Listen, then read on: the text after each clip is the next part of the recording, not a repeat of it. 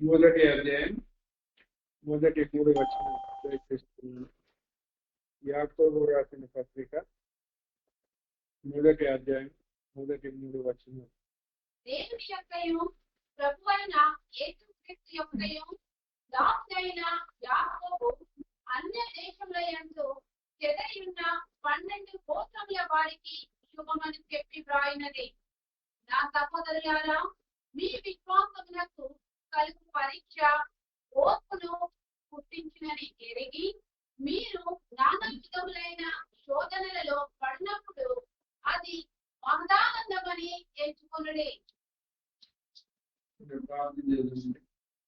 మహాపరిశుద్ధుడైనటువంటి మా పరలోక తండ్రి, యాకోబు రాసిన పత్రిక కొన్ని వచనాలను ధ్యానించిన ఉండగా మా మనోనేత్రములు వెలిగించండి, సత్యమును తెలుసుకొని సత్యమును మా జీవితంలో అన్వయించుకొని నైనా సత్యమును ప్రేమించేవారుగా సత్య మార్గంలో నడుచుకుంటూ మాకు సహాయం దయచేయమని, మరి మా మనసులు డైవర్ట్ కాకుండా దుష్టుని యొక్క ప్రతి తంత్రమును కుతంత్రమును బంధించి నేను మేము ఏమి ధ్యానిస్తున్నామో అది అర్థం చేసుకొని మా జీవితంలో అన్వయించుకుని భాగ్యము దయచేయమని యేసయ్య పరిశుద్ధ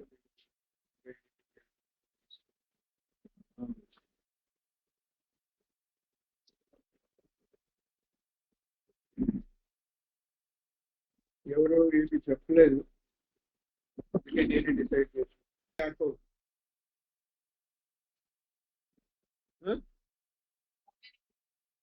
ప్రభువైన యేసుక్రీస్తు వారి సహోదరుడు రాసినాడు అక్కడ.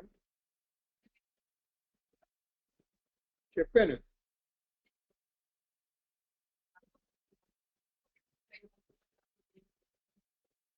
చెప్పేశాను.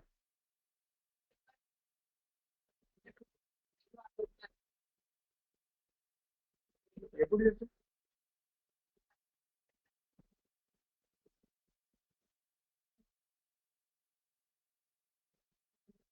నిన్ను పడిందా?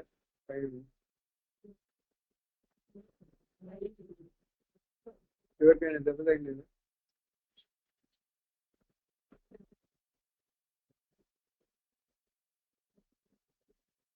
సరే, మరి చెప్పింటే నేను మళ్ళీ ఇది ఎందుకు మర్చిపోయినారా? ఊరికే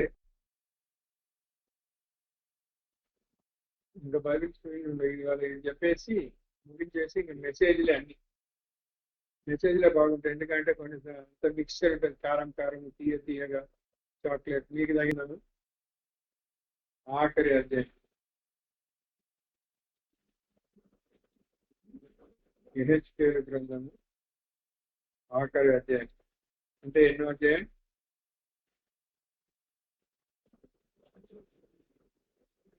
48.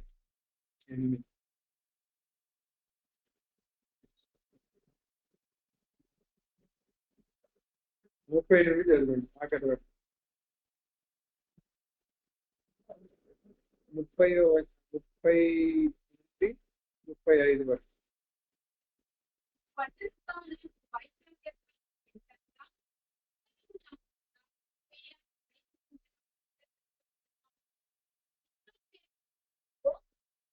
పేర్లను బట్టి పట్టులకు ముందుకు పేరు పెట్టవలెను. ఉత్తరపు తట్టున రూపేయుడనియో యూదాదనియో లేవిదనియో కుటుంబములు ఉండవలెను. తూర్పు తట్టు 4,500 కొలతగల పరిమాణము కలది. ఆ తట్టున యోసేపుదనియో బెన్యామీనుదనియో దానుదనియో 3 గుమ్మములు ఉండవలెను. దక్షిణపు తట్టు 4,500 కొలతగల పరిమాణం కలది.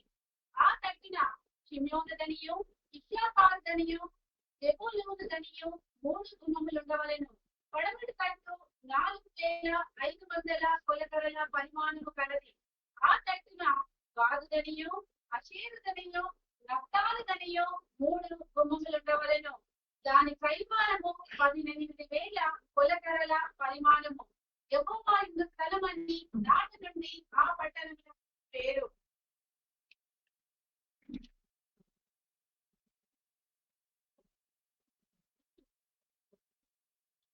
సార్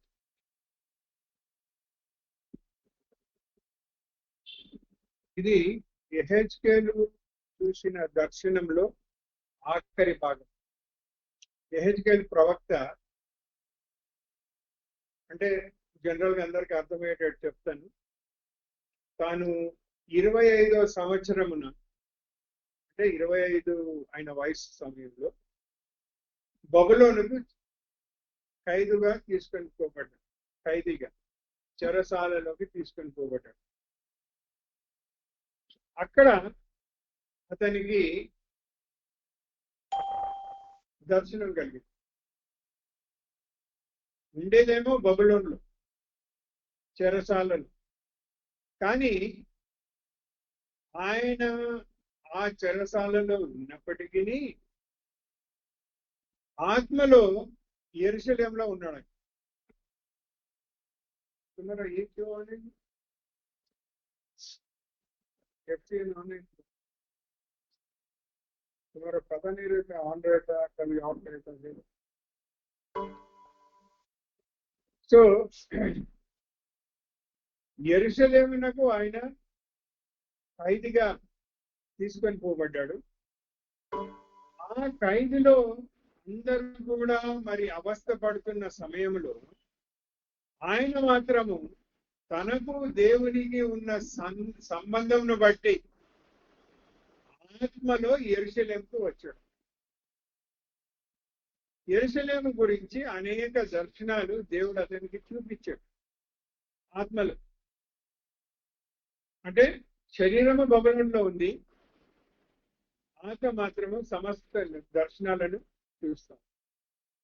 వాటి గురించి నేను కొన్ని మన బైబిల్ స్టడీస్ కూడా చేశాను.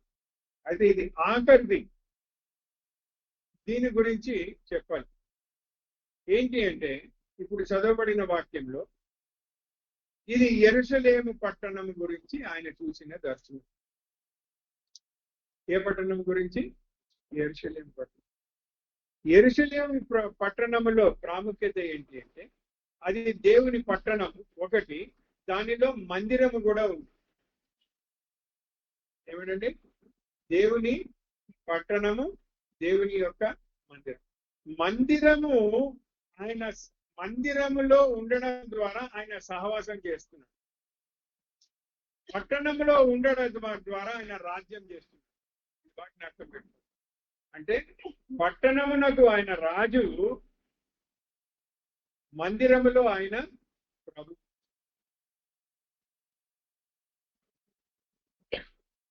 ఇది ఆయన చూసిన దర్శనం, యెహెజ్కేలు చూసిన దర్శనం.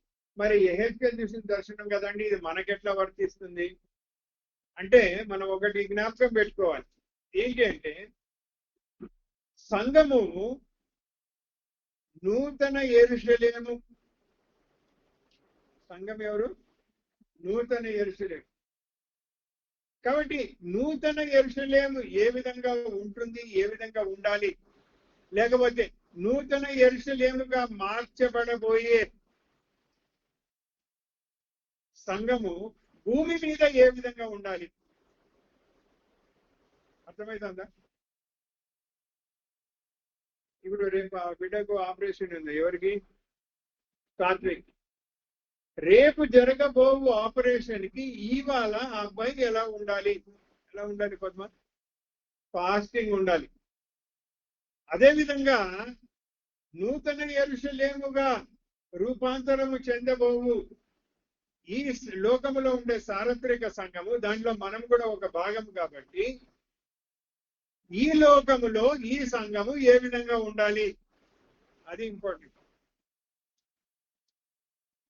అయితే ఒకటి మనం గమనించాలి ఏంటంటే 4 ఉత్తరము, దక్షిణము, తూర్పు, పడమర 4 సైడ్స్ ఉన్నాయి.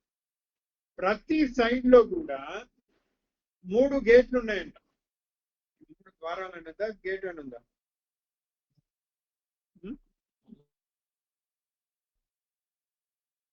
3 గుమ్మాలు. ఉత్తర దిక్కమైన 3, దక్షిణం 3, తూర్పు 3, పడమర. మీరు ఎక్కడి నుండన్నా ఎంటర్ కాండి, ప్రకటన గ్రంథము 21వ అధ్యాయం.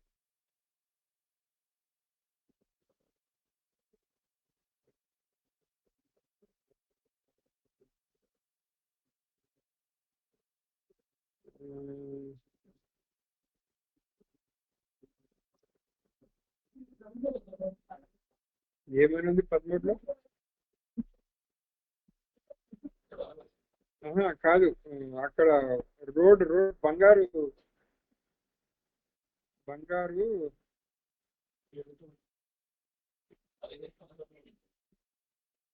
ఉమ్,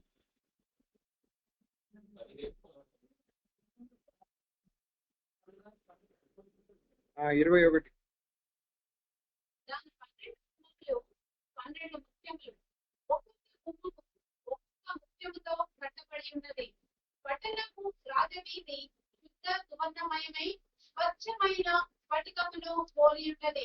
22 కూడా చదువు. దానిలో ఏ దేవాలయమును నాకు కనబడలేదు. సర్వాధికారి అయిన దేవుడకు ప్రభువును గొర్రెపిల్లయు దానికి దేవాలయమై ఉన్నారు. చూడండి, ఇక్కడ సింపుల్ గా చెప్పాడు. ఏమందంట? స్వర్ణ అంటే బంగారు రోడ్ ఒకటి, రాజవీధి ఒకటి, శుద్ధమైనది. ఏ గేట్ లో నుండి ఎంటర్ అయినా అదే రోడ్డుకి పోతాం. అర్థమవుతుందా? దానిలోని ప్రత్యేకత, నూతన యెరూషలేములోని ప్రత్యేకత ఏంటంటే బంగారు వీధి ఒకటి ఉంది. ఆ బంగారు వీధిలోకి మీరు ఏ గేట్ నుండి ఎంటర్ కంటే ఆ వీధిలోకి వెళ్తారు. అంటే ఒక వ్యక్తి క్రీస్తు శరీరము అనగా సంఘములోనికి జోడించబడడానికి ఒక పర్టికులర్ గుమ్మమే అని లేదు. ఇది బాగా జ్ఞాపకం పెట్టుకోవాలి. చాలా మంది ఏమనుకుంటారంటే ఈ గుంపు ద్వారా రక్షింపబడితేనే ఆ బంగారు వీధిలోకి పోతారంట. కాదు, అది బాప్టిస్ట్ వాళ్ళు అయి ఉండొచ్చు, సిఎస్ఐ వాళ్ళు అయి ఉండొచ్చు, పెంతికోస్తు వాళ్ళు అయి ఉండొచ్చు, బ్రదరన్ వాళ్ళు అయి ఉండొచ్చు, హెబ్రోన్ వాళ్ళు అయి ఉండొచ్చు, ఎవరైనా. కానీ నిజముగా ప్రవేశించిన వారు మాత్రమే, నిజముగా రక్షింపబడిన వారు మాత్రమే. వచ్చిన ప్రాబ్లం ఏంటంటే చాలా మంది తమ్మును తాము మోసపుచ్చుకుంటున్నారు. ఏమని? మేము రక్షించబడ్డాము, మా పాపాలు క్షమించబడ్డాయి, మేము మా పాపాలు ఒప్పుకున్నాము. ఒప్పుకొని ఉండొచ్చు, నేను లేదనడం లేదు. కానీ వారి పాపములు నిజముగా స్వచ్ఛమైన హృదయంతో ఒప్పుకున్నారా? లేకపోతే మేము రక్షింపబడినామని తమను మోసపుచ్చుకుంటున్నారా? కాబట్టి ఎవరైతే గుమ్మము ద్వారా ప్రవేశిస్తారో వారు ఆ రాజవీధిలోనికి ప్రవేశిస్తారు, నిలబడతారు. ఇంకోటి ఏంటంటే నూతన యెరూషలేము యొక్క ప్రత్యేకత ఏంటంటే ఒకే వీధి, ఒకే నది, ఏమండి, ఒకే జీవము. ఇంకా 22 మనం చదివింది అక్కడ ఎలాంటి దేవాలయం? ప్రభువే దేవాలయం. అర్థమైంది? సో నూతన యెరూషలేము యొక్క ప్రత్యేకత ఏంటి అంటే యెరూషలేమును పట్టణముగా మనం చూస్తే పట్టణము ప్రభువు తన రాజ్యాన్ని ఏలడానికి, మందిరము తన ప్రజలతో సహవాసము చేయడం. అంటే రాజ్యం ఏలుతాడు ప్లస్ సహవాసం కూడా ఉంటుంది. మరి ఇది ఎందుకు ప్రభువు చేయబోతున్నాడు? సరే, తర్వాత అక్కడ మనం ఏం చూస్తాము? ఆఖరి వచనంలో 47వ అధ్యాయం 48వ అధ్యాయం ఆఖరి వచనం ఏం చూస్తాము? ఆ పట్టణము పేరు ఏమిటంట?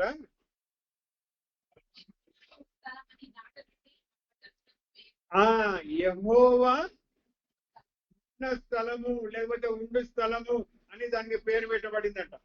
అప్పటి నుండి పేరు పెట్టబడుతుంది. ఎప్పటి నుండి? ఏమని రాయబడింది? మళ్ళీ చదవమ్మా. కాదమ్మా, ఆఖరి నాట నుండి అంటే ఇంగ్లీష్ లో చదవండి.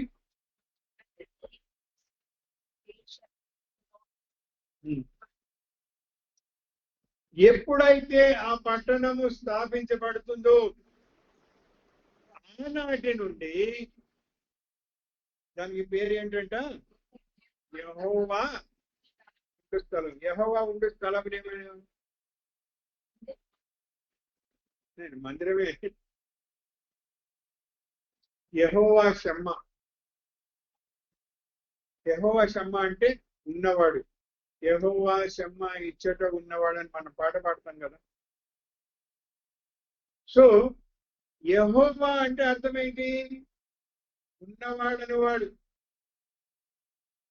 ఉన్నవాడని వాడు ఆ స్థలంలో ఉన్నాడు. అది దాని యొక్క ప్రత్యేకత.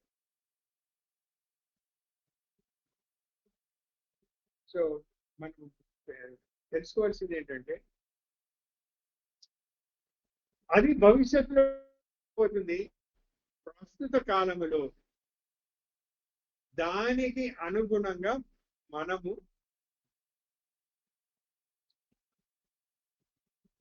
ఎలాగూ అంటే ఆయన ఇప్పుడు ఇంతవరకు ఆయన చెప్పాడు ఏమని, దేవదారు చెట్టు ఎదుగుతానే ఉంటుంది. దాని యొక్క లక్షణము పైకి ఎదిగే లక్షణం. అదేవిధంగా క్రీస్తు జీవాన్ని పొందిన మనం లేకపోతే సంఘము ఆ యొక్క లక్షణాన్ని, ఆ యొక్క స్వభావాన్ని తెలియదు.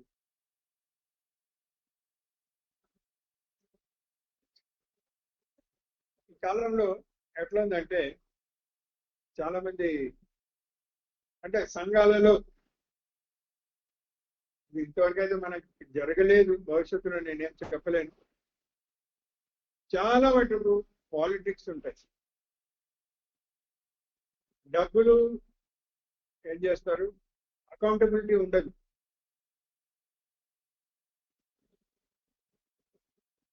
తర్వాత వర్గాలు,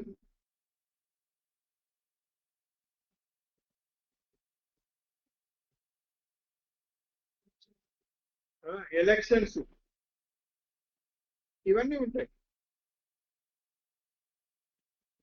మీకు బెన్నర్ తెలుసు కదా, నా ఫ్రెండ్ వెస్సీ చర్చ్. ఆయన నేను ట్రెజరర్ గా నిలబడుతున్నాను, వచ్చి నాకు హెల్ప్ చేయండి. సరే అని హెల్ప్ చేసి ఇప్పుడు మొన్న కలిసినప్పుడు ఏం బాబు ఎట్లా ఉన్నావు అంటే అంత టెన్షన్. నా సొంత తమ్ముడే నాకు ప్రాబ్లం క్రియేట్ చేస్తుంది. అంటే వాళ్ళ కజిన్ బ్రదర్. ఎవరైతే ఆయనకు సపోర్ట్ చేసినారో ఇప్పుడు ఆయనకు అగెన్స్ట్ అయి కూర్చున్నా. ఏం చేయాలో బుర్ర తాకూడదు. నేను ఆదినమే చెప్పిన ఇవన్నీ వద్దయా, ఇవన్నీ ఇది చేయకూడదు. చెప్పదలుచుకున్నది ఏంటంటే ఇలాంటివి ఉన్నప్పటికీ ఇలాంటి చోటు నుండి కొద్ది మందిని ప్రభువు రక్షించి వారి ద్వారా ఇవాళ ఇంకా నిలబడి ఉంది క్రైస్తత్వం. అంటే కారణం ఏంటంటే ఆ కొద్ది మంది, ఆ శేషం.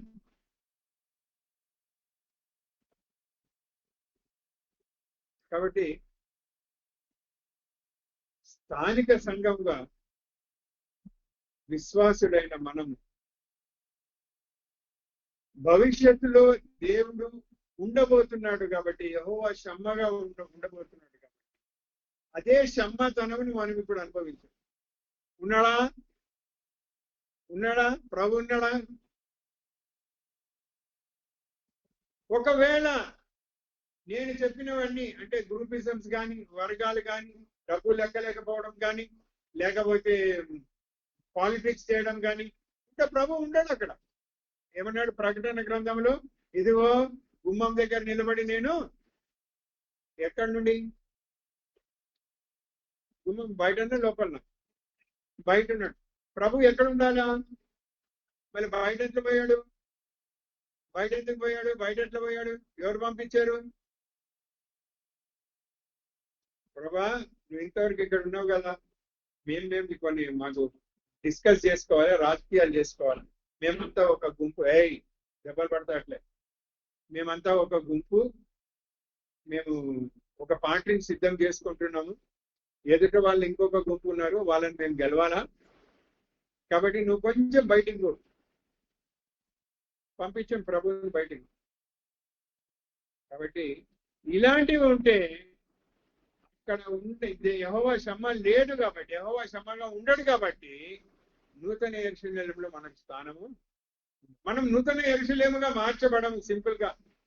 ఎవరేమన్నా అనుకోండి.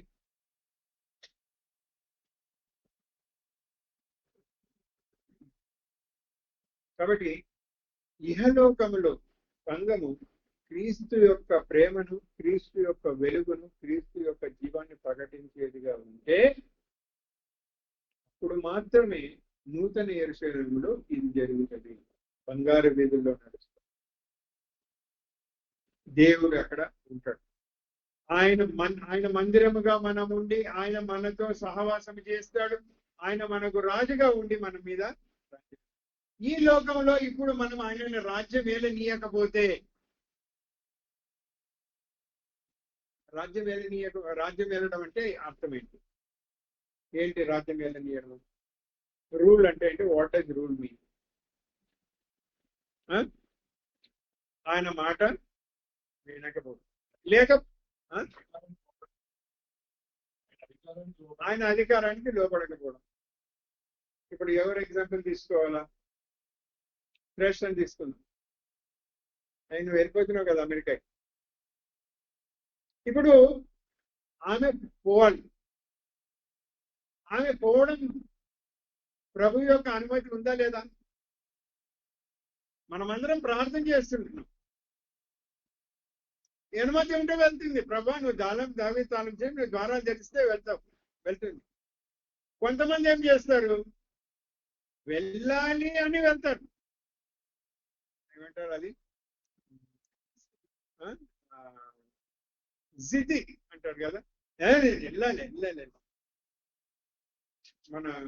నాతో ఆఫీస్ లో ఒక అతను పనిచేస్తాడు, విజయ్ కుమార్ అని. వాళ్ళ అబ్బాయి ఆస్ట్రేలియాకి పోవాలి అంటే ఆయన అన్నాడు, అంకుల్ దగ్గరికి రా అంటే నేను తీసుకొని వస్తే నేను మాట్లాడాను. బ్రదర్ మరి మీరు ప్రార్థన చేశారా? దేవుడు మీకు చెప్పించాడా? పోనీ మీ తల్లిదండ్రులు కలిసి ప్రార్థన చేశారా? మీరు ముగ్గురు కలిసి ప్రార్థన చేశారా?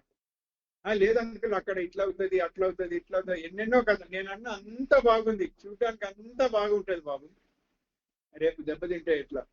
కాబట్టి నువ్వు ఒక పని చేయి, నువ్వు మీ అమ్మ మీ నాయన అందరు ముగ్గురు కలిసి ప్రార్థన చేయండి. ముగ్గురుకు ఏదన్నా దేవుడు ఒక వాక్యం ద్వారా చెప్తే వినండి. 15 days టైం తీసుకోండి. నేను ప్రార్థన చేస్తానని నన్ను ప్రార్థన చేసినారు. 15 days తర్వాత ఆ పిల్లడు ఫోన్ చేస్తాను, అంకుల్ మాకేమి గైడెన్స్ దొరకలేదు. మరి గైడెన్స్ దొరకకపోతే ఎందుకు డ్రాప్ అయిపోవాలి? లేదు అంకుల్ నేను వెళ్ళాలి. అది మీ ఇష్టం బాబు, దానికి నేనేం చెప్పడం వరకే నా బాధ్యత. ఆ పాపం వాళ్ళ ఆయన లక్షలు అప్పు చేసి పిల్లోడు డబ్బు అక్కడ పోతే వానికి ఏదో కాయలా పడి తిరిగి వాపసు పంపించేసి లక్షలన్నీ కూడా వేస్ట్. మొన్న ఒకసారి అక్కడ మీటింగ్ అయితే అక్కడ కలిసిన ముఖం తిప్పుకుంటాడు. నేనే పోయి కలిసిన, ఏం బాబు బాగున్నావా? బాగున్నా అంకుల్ అని. నేను విషయం టాపిక్ టచ్ చేయలేదు, ఎందుకంటే ఫీల్ అవుతాడు. సో చెప్పదలుచుకున్నది ఏంటంటే ఆయన ఇప్పుడు అంటాడు, అంకుల్ బ్రదర్ ఆ దినం మీరు చెప్పిన మాట విని ఉంటే మాకు ఇంత నష్టం కలిగి ఉండేది కాదు.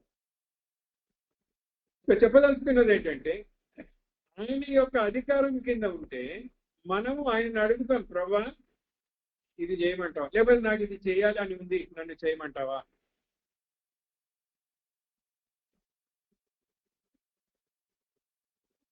నాకు అక్కడికి వెళ్ళాలని ఉంది, నాకు కారు కొనుక్కోవాలని ఉంది, నాకు ఇల్లు కొనాలని కట్టుకోవాలని ఉంది. ప్రభు అనుమతిస్తే ఏమైపోతాడు? ధారాలు వచ్చేస్తాయి. లేదు ప్రభు యొక్క ఇది లేదంటే మాత్రం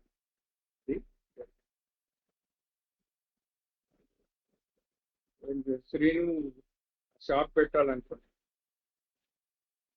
అవునా? వాళ్ళిద్దరు అదే అయ్యా ఇద్దరు కలిసి ప్రార్థన చేయండి, కుటుంబంగా ప్రార్థన చేయండి. దేవుడు ఏదైనా వాక్యం ఇస్తే దానికి ముందు తీసుకొని ముందుకెళ్ళండి. దేవుడు వాళ్ళకి అనుమతించలేదు. గొప్ప నష్టం నుండి వాళ్ళు కాపాడబడ్డారు. లక్షల్లో మునిగిపోయేవాడు, గేమ్లో పెట్టబెడా సర్దుకొని ఎవరికి చెప్పకుండా వెళ్ళిపోయేవాడు. దేవుడు తప్పించాడు. సో ఈ లోకంలో మనము ఆయన యొక్క అధికారం కింద ఉండి ఆయన అధిపాజ్ఞలో ఉండి చేస్తే మనకు కొన్ని నచ్చకపోవచ్చు. ఇప్పుడు చిన్నపిల్లలు ఉంటారు. ఇప్పుడు మా ఇమాన్యుయల్ ఉన్నాడు, వాడిని ఎత్తుకున్నప్పుడు వాడు ఏం చేస్తాడు, అక్కడ ఏదన్నా మంచిది బ్లూది గ్యాస్ ఇది ఉంటుంది, అట్రాక్టివ్ కలర్ కాబట్టి బ్లూ కలర్, వాడు ఏం చేస్తాడు అక్కడ చెయ్యి ఇట్లా రాస్తాడు. వాడిని మనం ఏం చేస్తాం, వెంటనే లాగేస్తాం. ఎందుకు?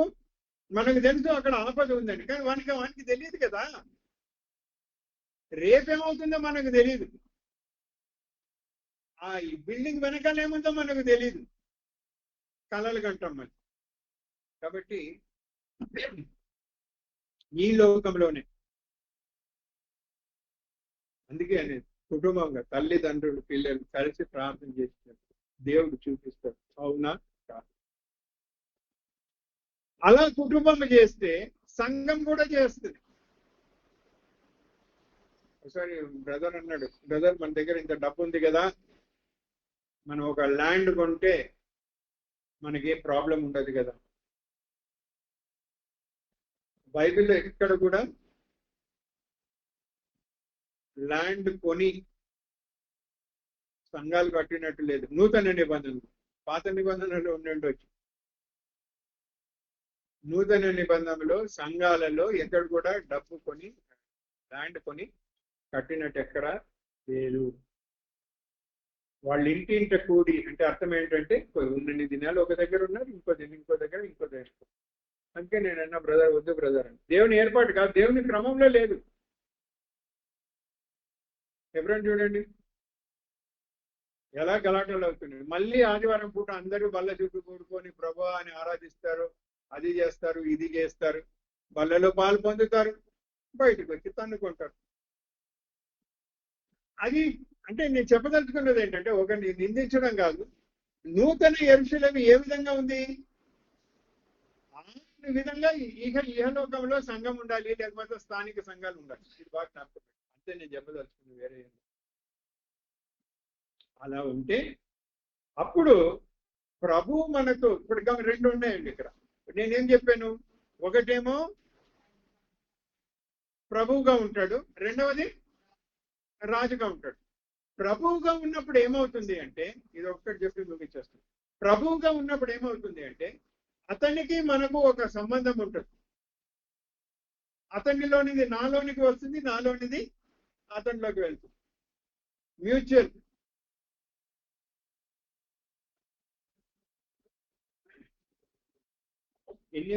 ఎన్ని గుమ్మలు ఉన్నాయండి? 12 గుమ్మలు. 12 రావాలంటే ఎట్లా వస్తుంది? నువ్వేం చేస్తున్నావు? ఇంజనీరింగ్ చేస్తున్నావు, ఇంటర్ సెకండ్ ఇయర్. 12 ఎట్లా వస్తుంది? 12 ఎట్లా వస్తుంది స్టూడెంట్స్? 4 into 3 మల్టిప్లికేషన్ చెప్పండి. అప్పుడు 10 + 2 అంటే 1 + 11 అంటారు, 2 + 10 అంటారు, 3 + 9 అంటే ఇంకా దానికి అంతుండదు మల్టిప్లికేషన్ లో. 6 into 2 or 2 into 6, 4 into 3 or 3 into 4 కదా, అంతే కదా, వేరే ఏమైనా ఉందా? లే. 6 అనే సంఖ్య మానవుడికి, it is the number of man, మానవుని సంఖ్య. మీకు చెప్పాను కదా, 1 దేవుడు, 2 సాక్ష్యము, 3 త్రిత్వము, 4 లోకము లేకపోతే సృష్టి, 5 కృప, 6 మానవుడు, 7 సంపూర్ణత, 8 నూతనం లేకపోతే పునరుత్థానము లేకపోతే నూతనమైనది, 9 ఆత్మఫలము, 10 పరీక్ష, 11 నాకు తెలియదు, 12 అంటే దట్ విచ్ ఇస్ పర్ఫెక్ట్, పరిపూర్ణమైనది, 13 అది అందరికీ తెలవాలి. 13 ఎవరి నెంబర్? సాతాన్. సరే అది పక్క పెట్టేసి ఇప్పుడు చెప్పదలుచుకోండి. 6 into 2, 6 మానవుని సంఖ్య, 2 సాక్ష్యం. అంటే మానవుడు, రక్షింపబడిన మానవుని యొక్క సాక్ష్యము. రక్షింపబడిన మానవుని యొక్క సాక్ష్యం ఉండాలి అంటే ప్రభువుకి ఆ వ్యక్తికి ఏముండాలి? సహవాసం ఉండాలి. అంటే కలిసిపోవాలి. మీరు పిండి ఒక ప్రక్క ఉంటుంది, నీళ్ళు ఒక పక్క ఉంటాయి. అంతకుముందు నీళ్ళే, పిండి ఇట్లా అంటే గాలికి ఎగిరిపోతుంది కదా, అవునా? కానీ ఆ రెండు కూడా కలిసినప్పుడు, బాగా కలిసిపోతే ఏమవుతుంది? ముద్ద అవుతుంది. రెండింటిని వేరు చేయలేదు. నీరు ఉండదు, గాలికి ఎగిరిపోయే పిండి ఉండదు, రెండు కూడా. So mingling of God and man. 4 అనే సంఖ్య, 3 అనే సంఖ్య ఎవరిది? త్రిత్వమైన దేవుని. 4 సృష్టి, లేకపోతే లోకము, లేకపోతే మానవు. ఇది సృష్టి అది ఏమైనా కానీ, మీరు నేను సృష్టి. సో త్రియక దేవుడు సృష్టితో కలిసిపోవడము. సో ఇక్కడ ఏమైపోతుంది అంటే మందిరముగా ఆయనతో సహవాసం ఉండి ఆయనలోనికి నేను, నాలోనికి ఆయన, ఈ విధంగా ఒకటైపోతుంది. రాజుగా ఆయన ఏం చేస్తాడు? పాలన చేస్తాడు, ఆజ్ఞలు ఇస్తాడు. ఆ ఆజ్ఞలను గైకొంటాం మనం బ్రతికున్నంత వరకు. రేపు భవిష్యత్తులో మనము నూతన యెరూషలేముగా మారినప్పుడు ఆయన ఏదైతే మనకు ఆజ్ఞలు ఇచ్చాడో ఆ ఆజ్ఞలను మనము భూమి మీద ఎవరైతే రాజులు ఉంటారో వాళ్ళకి ఇస్తాం. మీకు అర్థమవుతుందా?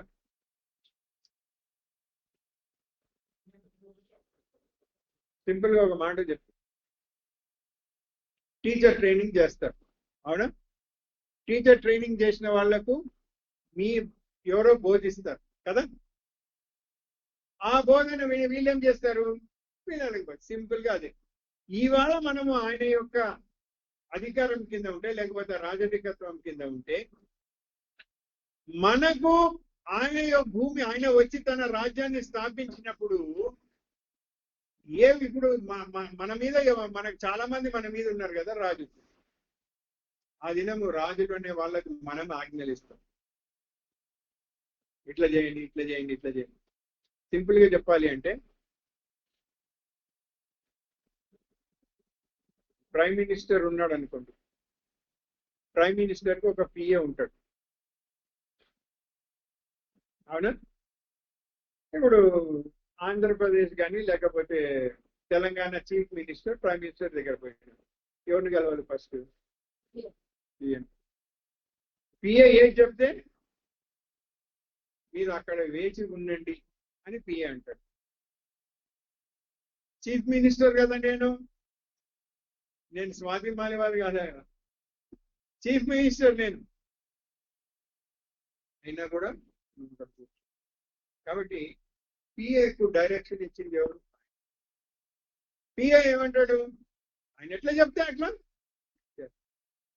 అయ్యా ఆయన నా రూమ్ లో కూర్చోమని అధికారి చెప్తే నేను ఉట్టుకొని మీరు ఇక ఆయన కిచెన్ లోకి వచ్చి ఛాయ్ తాగండి అంటాడా? సో ఈ లోకంలో మన ప్రవర్తన, ఈ లోకంలో మన జీవిత విధానం ఆయనకు అనుగుణంగా ఉంటే, దేవదారు వృక్షం వలె పెరుగుతూ ఉంటే, యెహోవా షమ్మగా ఈ లోకంలో మనం ఆయనను అనుభవిస్తే, యెహోవా ఉన్నాడు, లేకపోతే యెహోవా షమ్మగా నూతన యెరూషలేములో లేదంటే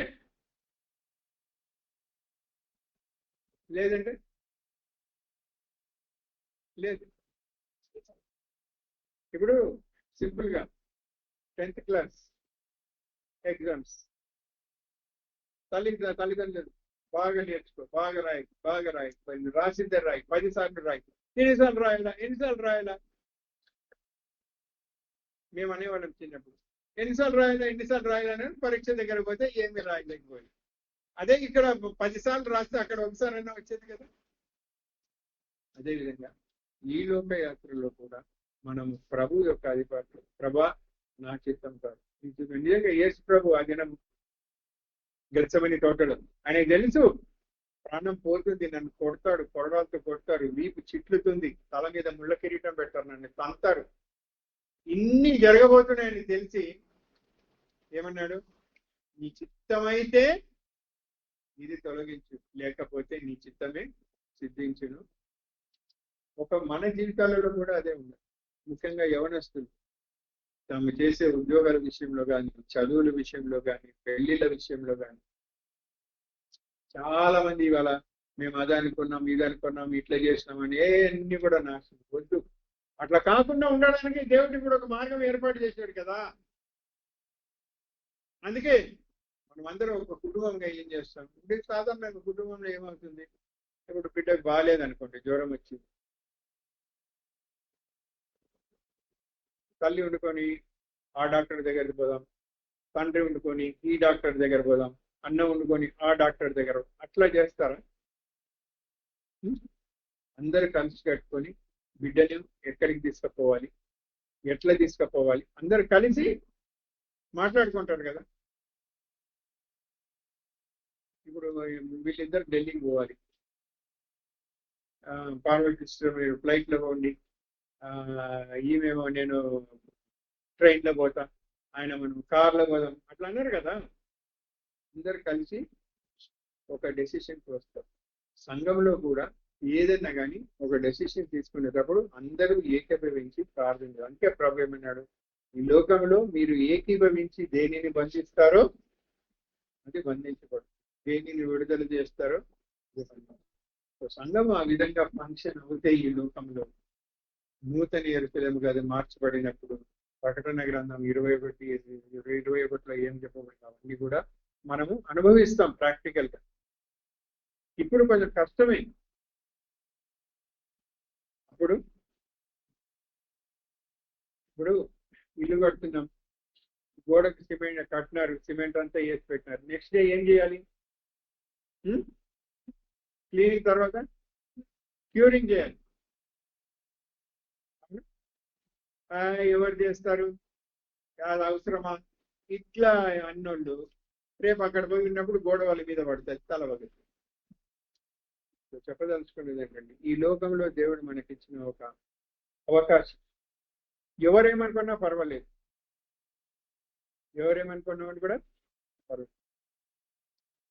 మనకు దేవుడు యెహోవా షమ్మగా ఉండాలని కోరుకుంటున్నాం. కాబట్టి ఇప్పుడు ఆయనని షమ్మగా ఉండనిద్దాం, భవిష్యత్తులో కూడా అతన్ని. చాలా మందికి ఒక ఇది ఉంటుంది, ఏం లేదు. గమనించండి, ఆ దినంలో వాళ్ళు ఏడ్చుకుంటారు. అక్కడ ఏమంటారంటే పండ్లు కొరుకుటయు ఏడుపును పండ్లు కొరుకుతాయి. ఏడుస్తారు ఎందుకు? అయ్యో నేను ఆ దినం అట్లా చెప్పినట్టు ఇంటి ఉంటే. పండ్లు ఎందుకు కొరుకుతారు? వాళ్ళ మీద వాళ్ళకి కోపం. ఇప్పుడు ఇవాళ ఫైనల్స్ కదా క్రికెట్, 99 కొట్టి వాడు అవుట్ అయిపోయాడు అనుకోండి, ఎట్లా ఉంటుంది వాడి రియాక్షన్? ఎట్లుంటది? చాలా బాధపడతాడు. పండ్లు కొరుకుతారు. అయ్యో నేను కొద్దిగా జాగ్రత్తగా ఉండింటే దేవుడికి మీ తలంపు ఇచ్చాడు, ఎందుకు ఇచ్చాడో నాకు తెలియదు. మరి ఈ విషయంలో ప్రభు మనకు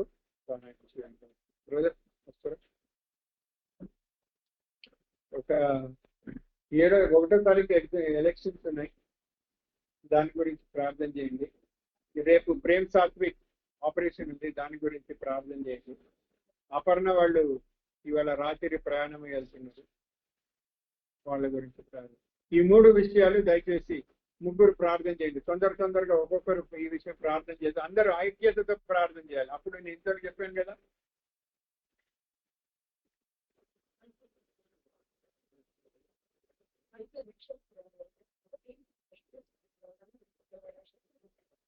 నెంబర్ 1 1వ తారీఖు ఎలక్షన్ గురించి, 4వ తారీఖు రిజల్ట్ గురించి, 2వది వచ్చి ఈ సాత్విక్ ఆపరేషన్ రేపు దాని గురించి, 3వది వచ్చి చక్రవర్తి బ్రదర్ ఇవాళ రాత్రి ప్రయాణం వెళ్తున్నారు. ఎవరు? ఓకే. సో ప్రయాణాల గురించి ఒకరు ప్రార్థన చేయండి. ఎవరు ప్రయాణాలు ఎన్ని ఉన్నాయి? ఒకటే కదా, రెండు. ఏమండి? 1st తారీఖున వెళ్తున్నారు. మనం బుధవారం చేద్దాం. ఓకే, వాళ్ళ గురించి వాళ్ళ అత్తగారు గారు ప్రయాణము, ఆనంద్ ప్రయాణము. వెళ్తున్నాడా వస్తున్నాడా? వెళ్తున్నాడు. ప్రయాణం గురించి, బ్రదర్ వాళ్ళ ప్రయాణం గురించి, ఈ 3 ప్రయాణాల గురించి. ఒకరు ఎలక్షన్ 1వ తారీఖు, 4వ తారీఖు రిజల్ట్ 2. ఇంకోటి ఏం చెప్పారు? ప్రేమ్ సాత్విక్ ఆపరేషన్ గురించి ఒకరు. క్లుప్తంగా తొందరగా అందరూ ఆత్మీయందల ఐక్యత ఆమె అన్నప్పుడు ప్రభు అది చేసి చూపిస్తారు. తర్వాత అయిపోయినాయి సప్లిమెంటరీ ఎగ్జామ్స్, ఇంకా కాలేదు. సప్లిమెంటరీ రాసే వాళ్ళు ఉన్నారు. కాబట్టి ప్రేమ్ సాత్విక్ విషయంలో ప్రార్థన చేసే వాళ్ళు పిల్లలు సప్లిమెంటరీ రాస్తున్నారు. వాళ్ళ గురించి వాళ్ళు నష్టపోకూడదు సంవత్సరం. తొందరగా చేయండి.